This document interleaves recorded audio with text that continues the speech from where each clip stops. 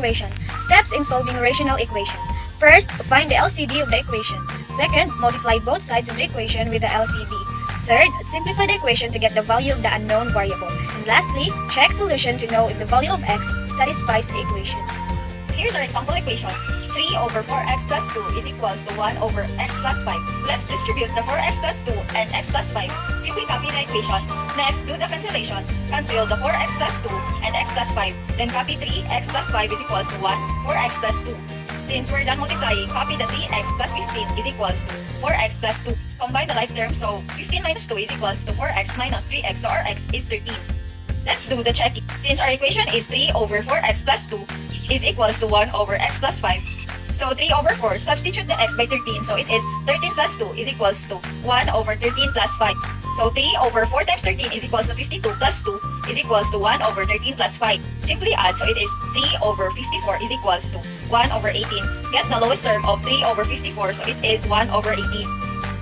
Rational inequality. Steps for solving rational inequality. Step 1. Change inequality symbol to equal sign, equate the expression to 0. Step 2. Find the value for which the rational function is assigned and equal to 0. These are considered the critical points. Step 3.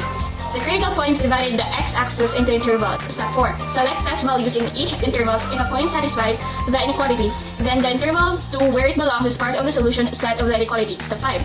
Mark the number line appropriately to illustrate the entire solution set of the inequality. Use interval notation for your answer.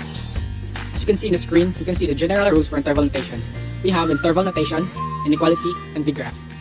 For example, we have 4 over x minus 5 is greater than 2 over 7. For the step 1, we have 4 over x minus 5 minus 2 over 7 is equals to 0. Then we multiply, which becomes 4 times 7 minus 2x minus 5 over 7 times x minus 5 is equals to 0. Then we multiply the parentheses, that becomes 28 over minus 2x plus 10 over 7x minus 25 is equals to 0. Then we solve, we have negative 2x plus 38, then over 9x minus 35 is equals to 0. For the zeros are negative 2x plus 38 is equals to 0. We have 38 over 2 equals 2x over 2. Then our x is equals to 19. So 7x over 7 is equals to 35 over 7, which becomes our x is equals to 5. For the intervals, we have negative infinity, comma 5, and 5, comma 19, then 19, comma infinity. Step 4. Intervals. Negative infinity 5, 5, 19, 19 infinity. Number 1. Negative infinity 5, x equals 0. 4 over x minus 5 is greater than 2 over 7. Then 4 over 0 minus 5 is greater than 2 over 7, which is false. Number 2. 5, 19, x equals 6. And 4 over x minus 5 is greater than 2 over 7. 4, 1 is greater than 2 over 7, which is true. Number 3. 19 infinity. X equals 20. 4 over x minus 5 is greater than 2 over 7. 4 over 20 minus 5 is greater than 2 over 7. So the answer is 4 over 15 is greater than 2 over 7, which is false. How to graph rational function. First, find asymptotes, vertical asymptote. Weight the denominator equal to 0. Horizontal asymptote. Precondition where n is the highest degree of the numerator, m is the highest degree of the denominator, a is the numerical coefficient of n, and b is the numerical coefficient of n.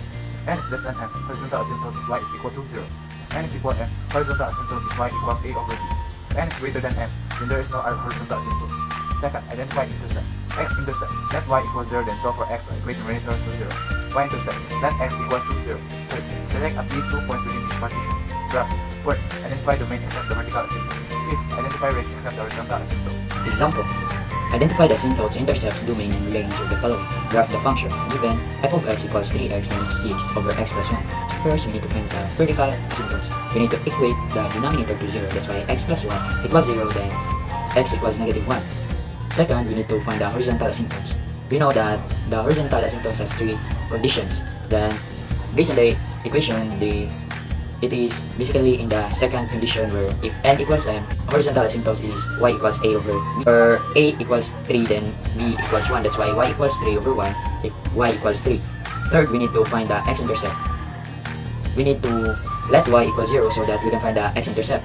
That's why x equals 3x minus 6 equals 0, 3x equals 6 all over 3. That's why x equals 2. The x-intercept is 2, 0. Then fourth, we need to find the y-intercept. Let x equals 0. That's why y equals 3 times 0 minus 6 over 0 minus 1. Y negative 3 over negative 1. That's why y equals 3. Y-intercept is 0, 3. Then fifth, we need to have two points before and after of the vertical asymptotes. That's why the x here is -3, -2, then the -1 is the vertical asymptotes, then 0, then 1.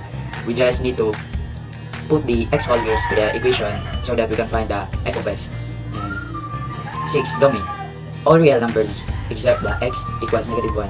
X equals -1 is the vertical asymptotes. Then the range is the opposite of the domain. For all real numbers except the horizontal asymptotes, or y equals -3. Then we can, all steps, we can easily graph the equation and you see the graph in the screen. That's all. Okay.